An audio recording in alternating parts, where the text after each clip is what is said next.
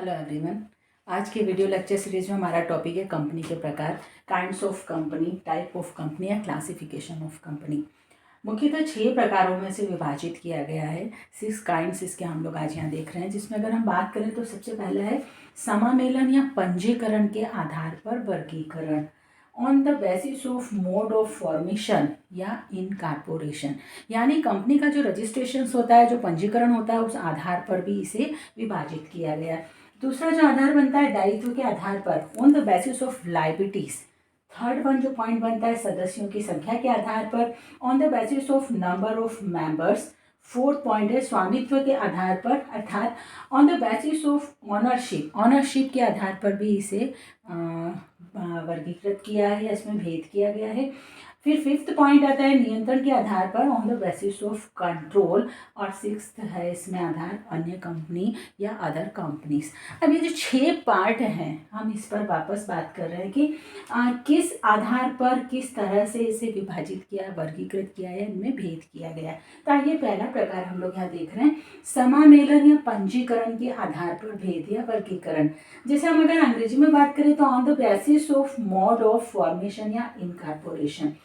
जो भी कंपनी भारत में वैध व्यवसाय करना चाहती है, व्यापार करना चाहती है, चाहे लाभ के उद्देश्य से या गैर लाभ उद्देश्य से, धर्मार्थ उद्देश्य से भी यदि वो अपना कोई कार्य करना चाहती है, तो वहाँ यह आवश्यक होता है कि वो अपना रजिस्ट्रेशंस करवाए कंपनी एक्ट के तहत। तो यहाँ जो रजिस्ट्रेशंस के आधार पर जो वर्गीकरण किया है, उसे वापस हमने 2 भागों में विभाजित किया है। फर्स्ट वन है असमामिलित कंपनी, अपंजीकृत कंपनी। असमामिलित या अपंजीकृत अर्थात ऐसी कंपनी जिसने अपना रजिस्ट्रेशंस अधिनियमानुसार नहीं करवाया है, जिसने एक्ट की व्यवस्थाओं के अनुसार अपने आप को कहीं भी पंजीकृत या रजिस्ट्रीकृत नहीं करवाया गया है, अनइनकॉर्पोरेटेड कंपनी। जब इस प्रकार की कंपनियां कोई अपना व्यवसाय करती है, कोई काम करती है, तो अगर भविष्य में कोई प्रॉब्लम आती है, कोई डिस्प्यूट आता है, तो ऐसी कंपनी के साथ व्यापार करने वाले व्यक्ति के साथ में जुडिशरी में जाकर रिलैक्सेशंस लाने का कोई भी पार्ट नहीं होता है, क्योंकि वो कंपनी रजिस्टर्ड नहीं है। इसलिए अनरजिस्टर्ड कंपनीज के साथ किया गया हर प्रकार की डील भी वैलिड नहीं होती है, वैध नहीं होती है। दूसरा जो इसमें प्रकार बनता है समामेलित कंपनी या पंजीकृत कंपनी।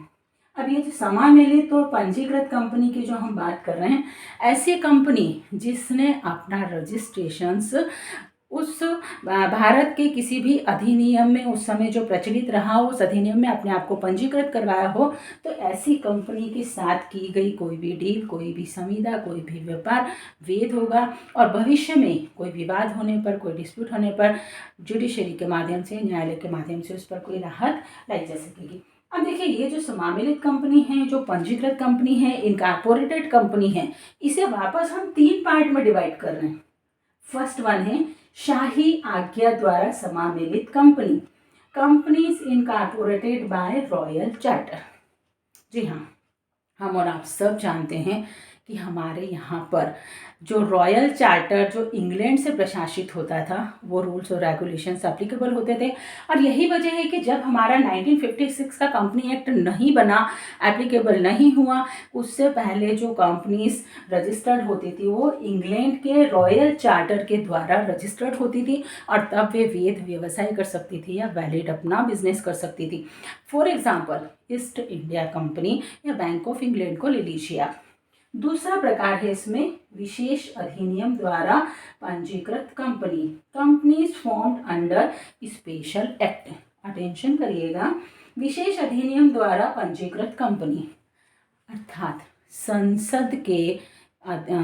संसद या विधानसभा के द्वारा, सदन के द्वारा कोई विधेयक पास करके, जब कोई राष्ट्रीय महत्व का विषय है, कोई प्रमुख विषय है, उस पर यदि कोई परमिशन दी जाती है, किसी कंपनी को निर्मित किया जाता है, तो वहाँ पर ऐसी कंपनीज को वैधानिक कंपनी, स्टेट्यूटरी कंपनी कहा जाता है।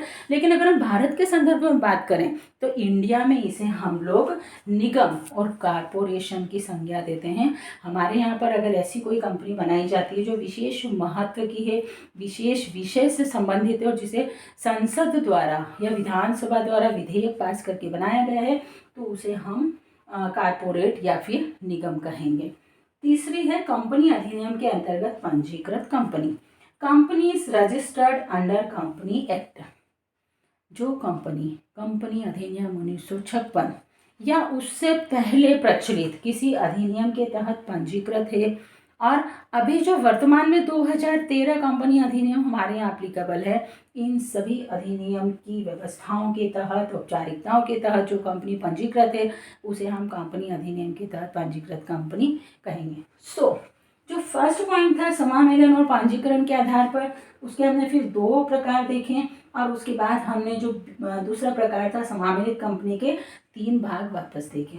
ओके, अब जो दूसरा मेन पॉइंट है वहाँ आइए आप, दायित्व के आधार पर, on the basis of liabilities, liabilities अर्थात जब कंपनी अपना व्यवसाय करती है तो कंपनी अपने शेयर होल्डर्स, जो उसके अंशधारी होते हैं, जो उसके सदस्य कहलाते हैं, उनके ऊपर दायित्व का अधिरोपण करती है, जो अंशों के द्वारा और गारंटी के द्वारा दोनों प्रकार से हो सकता है। अर्थात जब कंपनी अपना समापन करती है या इन फ्यूचर कंपनी को यदि कैपिटल की आवश्यकता है, कैपिटल रोटेट चाहिए, तो वो उस समय अपने शेयर होल्डर्स से उस अदत्त राशि की, अनपेड अमाउंट की डिमांड कर सकेगी।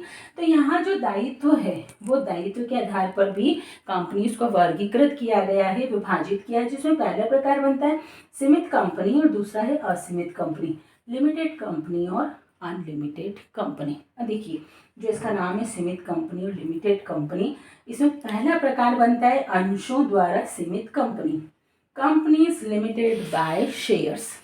अब देखिए, शेयर्स यानी एक व्यक्ति जो किसी कंपनी में अपना मौद्रिक हित रखता है, अंश यानी उसने मुद्रा में कोई भुगतान किया है और अंशों को परचेज किया है, तो वहाँ शेयर होल्डर्स के नाम से जाना जाता है, और उतनी मात्रा में वो अंशधारी कहलाता है जितनी मात्रा में उसने अंशों को परचेज किया है या अपना मौद्रिक हित उसने उसमें लिया है। तो यहाँ पर जो अंशों द्वारा सीमित कंपनी है, तो जो अंशधारी हैं, जो शेयर होल्डर्स हैं, उनका दायित्व, उनकी लायबिलिटीज उतनी ही बनेगी जितनी राशि के, जितने अमाउंट के उन्होंने शेयर परचेज किए हैं, और वो भी कब, कहाँ तक, किस लिमिट तक। मान लीजिए कंपनी को समापन करना पड़े, वाइंडिंग अप करना पड़े, या इन फ्यूचर कैपिटल की आवश्यकता है, ज़रूरत है, तो वो जितना उस शेयर होल्डर्स का दायित्व यानी जितना अदत्त भाग है, जितना शेयर्स पे उसने अपना पैसा पे नहीं किया है, अमाउंट पे नहीं किया है, उतनी राशि तक ही डिमांड कर सकेगी। तो इसे अंशों द्वारा सीमित कंपनी कहा जाएगा। दूसरी इसमें आती है गारंटी या प्रत्याभूति द्वारा सीमित कंपनी, companies limited by guarantee, guarantee, प्रत्याभूति, सिक्योरिटी, सुरक्षा, जमानत, अर्थात शेयर होल्डर्स ने अपनी एक सिक्योरिटी दी है कि इन फ्यूचर अगर कंपनी ने कैपिटल चाहिए, रिक्वायरमेंट है, तो मैं इतना लिमिट में गारंटी देता हूँ, यानी इतनी राशि तक अमाउंट मुझसे लिया जा सकेगा, जिसे या तो वाइंडिंग अप की कंडीशंस में या फिर किसी आवश्यकता के समय उस शेयर होल्डर्स से मांगा जा सकेगा। अब दूसरा प्रकार है असीमित कंपनी, अनलिमिटेड कंपनीज। देखिए, इसके नाम से ही पता चलता है, अंडरस्टूड सा पॉइंट है कि ऐसी कंपनीज जिसमें अंशधारियों का, सदस्यों का दायित्व अनलिमिटेड है, जिसकी कोई सीमा नहीं है, कोई लिमिट्स नहीं है, वहाँ ऐसी कंपनीज को असीमित कंपनी या अनलिमिटेड कंपनीज के नाम से जाना जाएगा।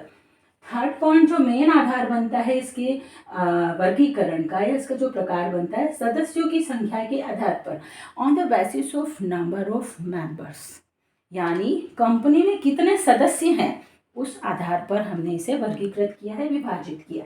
फर्स्ट वन इसमें बनता है निजी कंपनी, प्राइवेट कंपनी, एक ऐसी कंपनी जिसकी प्रदत्त पूंजी कम से कम 1 लाख रुपए हो, और जिसमें कम से कम 2 सदस्य और अधिक से अधिक 50 सदस्य।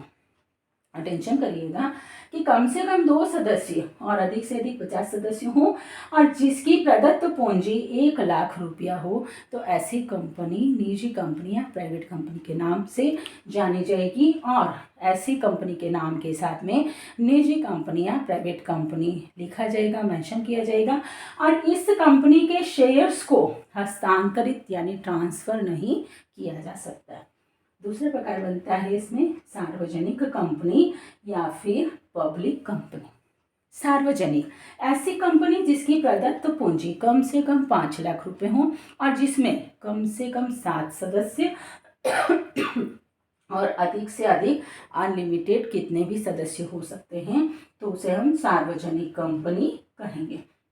अब बात आती है 4th पॉइंट, स्वामित्व के आधार पर, on the basis of ownership, यानी स्वामित्व किसके पास है उस आधार पर कंपनी को भेद किया गया है, उसके प्रकार बताए गए हैं। पहला पॉइंट इसमें बनता है सरकारी कंपनी और दूसरा है गैर सरकारी कंपनी। अब अटेंशन करिएगा, अभी हमने बात करी सार्वजनिक कंपनी की, अभी हम बात कर रहे हैं सरकारी कंपनी की। यहाँ हम बात कर रहे हैं पब्लिक कंपनी, सार्वजनिक कंपनी, और ये सरकारी और गवर्नमेंट कंपनी। अब क्या डिफरेंस निकल के आ रहा है, अटेंशन से सुनिएगा। यहाँ हम लोग नंबर ऑफ मेंबर्स के आधार पर, सदस्य संख्या के आधार पर इसे विभाजित कर रहे हैं, लेकिन अगर इसकी हम बात करें तो ऐसी कंपनी जिसके कम से कम 51% शेयर्स, कितने, 51% शेयर्स या तो केंद्र सरकार या राज्य सरकार या एक से अधिक राज्य सरकार या राज्य सरकार और केंद्र सरकार के पास हों, तो ऐसी कंपनी को सरकारी कंपनी के नाम से जाना जाएगा। अब ये जो सरकारी कंपनीज हैं, इन कंपनीज को भी पूरा वैसे ही विधि विधान का पालन करना होगा जो अन्य कंपनीज कंपनी एक्ट के तहत करती हैं। इन्हें भी अपनी कंपनी का अंकेक्षण करवाना होगा, ऑडिट करवाना होगा, ऑडिट इन्हें पूरी विधि अनुसार करवाना होगा, प्रतिवेदन, वार्षिक प्रतिवेदन, profit and loss, balance sheet और सभी कुछ इन्हें प्रस्तुत करना होगा समय समय पर सारे रूल्स और रेगुलेशंस के अकॉर्डिंग। अब बात आती है गैर सरकारी कंपनी, जो इसी का दूसरा भाग है स्वामित्व के आधार पर वर्गीकरण का। नॉन गवर्नमेंट कंपनी, ऐसी कंपनी जिसमें समस्त पूंजी निजी या साहसी व्यक्तियों की, जिसे सरकार का कोई रोल नहीं है, सरकार को छोड़ करके निजी व्यक्तियों के द्वारा, अगर उद्यमियों के द्वारा किसी कंपनी को चलाया जा रहा है तो उसे हम लोग निजी या साहसी कंपनी के नाम से जानते हैं।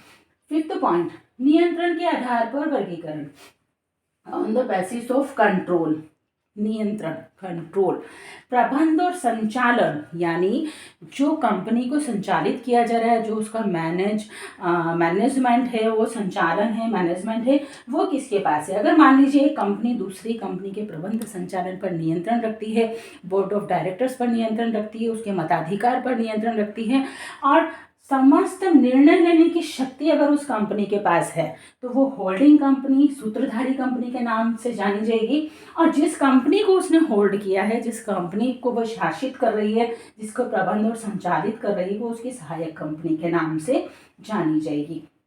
यहाँ पर भी अगर हम बात करें तो अगर कोई सूत्रधारी कंपनी है तो वहाँ उसे अपनी सहायक कंपनी के लिए भी वही सारे रूल्स और रेगुलेशंस फॉलो करने होंगे जो वो स्वयं करती है।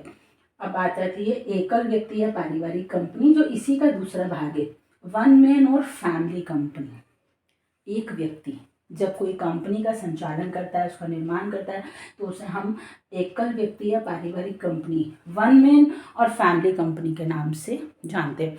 सबसे अच्छा उदाहरण सालोमन वर्सेस सालोमन का केस, जिसमें मैं छोटा सा ब्रीफ आपको उसमें बताना चाहूँगी। सालोमन नाम के व्यक्ति जो जूतों का व्यापार करते थे, उन्होंने स्वयं अपने पुत्र, पुत्री और अपनी पत्नी के साथ मिलकर टोटल परिवार के 7 सदस्यों के साथ एक कंपनी का संचालन किया। कुछ समय व्यापार अच्छा चला, लेकिन जब कुछ घाटा होने लगा, बिजनेस डाउनफॉल में आने लगा, तो उन्होंने अपनी कंपनी को सेल आउट कर दिया।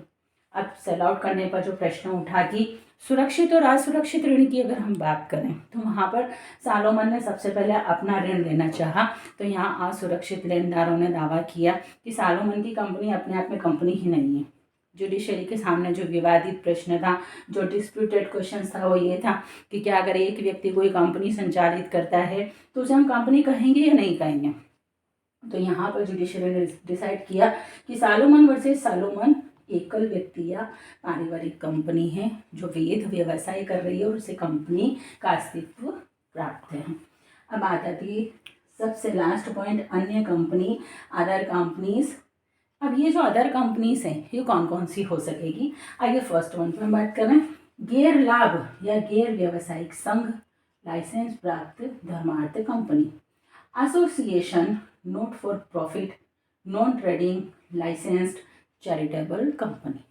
कई बार कोई कंपनी सिर्फ धर्म, कला, वाणिज्य, धर्मार्थ, परोपकार, हितकारी उद्देश्यों के लिए चालू की जाती है, जहाँ ये कहीं मानस नहीं होता है कि उस कंपनी के बिजनेस से या उस कंपनी के कार्य से कोई प्रॉफिट गेन करना है, कोई लाभ कमाना है। सिर्फ और सिर्फ उद्देश्य होता है धर्मार्थ, यानी परोपकार करना, हित देखना, उपकार करना। तो ऐसी कोई कंपनीज अगर हैं, चैरिटेबल कंपनीज हैं, तो वे भी एक कंपनी का प्रकार है और वे भी कंपनी एक्ट के तहत रजिस्टर्ड होकर के अपने कार्य संचालन को कर सकती है, बशर्ते उनका उद्देश्य धर्म, कला, ज्ञान, वाणिज्य का प्रसार करना हो या उन्हें परोपकार करना हो। दूसरा प्रकार है इसमें बीमा, बैंकिंग, विद्युत आदि कंपनी। इंश्योरेंस, बैंकिंग और इलेक्ट्रिसिटी कंपनीज, वह कंपनी जो बीमा व्यवसाय करने के लिए रजिस्टर्ड हैं, जो बैंकिंग व्यवसाय अर्थात मुद्रा का लेन देन, मौद्रिक व्यवहार जो करती हैं, वे बैंकिंग कंपनी के नाम से जानी जाती हैं। और विद्युत कंपनी, जो इलेक्ट्रिसिटी बोर्ड है हमारे यहाँ, जो विद्युत शक्ति के तहत अपने सारे रूल्स एंड रेगुलेशंस के लिए रजिस्टर्ड हुई है, उसे हम विद्युत कंपनी कह रहे हैं। हालांकि इन कंपनियों का रजिस्ट्रेशन कंपनी एक्ट के तहत होना एसेंशियल है, लेकिन ये जो पर्टिकुलर कंपनीज हैं, जैसे बीमा कंपनी हुई या बैंकिंग कंपनी हुई, तो बीमा कंपनीज के लिए इनका अपना अलग विधि विधान है, जो 1938 का एक्ट इन पर एप्लीकेबल होता है, बीमा कंपनी, इंश्योरेंस कंपनी पर। अगर हम बैंकिंग की बात करें तो 1949 का एक्ट ले लीजिए, और अगर विद्युत की बात करें तो 1948 का एक्ट जो है वो इनके ऊपर एप्लीकेबल होता है, जिसके रूल्स और रेगुलेशंस के तहत ये कंपनीज अपना काम करती हैं, अपने कार्यों का संचालन करती हैं और प्रबंध करती हैं। थर्ड वन आता है इसमें निष्क्रिय कंपनी, डिफंक्ट कंपनी। निष्क्रिय, ऐसी कंपनी जिसने अपना कारोबार करना बंद कर दिया। अगर इस प्रकार की कोई कंपनी है जो रजिस्टर्ड है, रजिस्ट्रार के ऑफिस में जिनका रजिस्ट्रेशन है, लेकिन वह अपना कारोबार नहीं कर रही है, अपना बिजनेस नहीं कर रही है, तो रजिस्ट्रार को अगर ये समाधान होता है तो वो ऐसी कंपनी को एक रजिस्टर्ड पत्र लिखेंगे, और अगर वहाँ से कोई उत्तर नहीं आता है तो 14 दिन के बाद वापस एक पत्र लिखा जाएगा कि क्यों उस कंपनी ने अपने कारोबार को बंद किया। वापस कोई प्रत्युत्तर नहीं मिलता है तो उस कंडीशंस में रजिस्ट्रार के द्वारा ऐसी कंपनी का समापन कर दिया जाएगा और रजिस्टर्स में से उसके नाम को काट दिया जाएगा। फोर्थ कंपनी, विदेशी company, foreign company. Foreign company या विदेशी कंपनी, ऐसी कंपनी जो भारत में व्यवसाय कर रही है लेकिन उसका रजिस्ट्रेशन भारत से बाहर का है, यानी उसका पंजीकरण, समामेलन जो है वो भारत से बाहर किसी और देश का है, लेकिन उसका व्यवसाय का जो स्थान है, जो उसका प्लेस है, वर्किंग प्लेस है, वो इंडिया में। तो ऐसी कंपनी को हम विदेशी कंपनी के नाम से जानेंगे।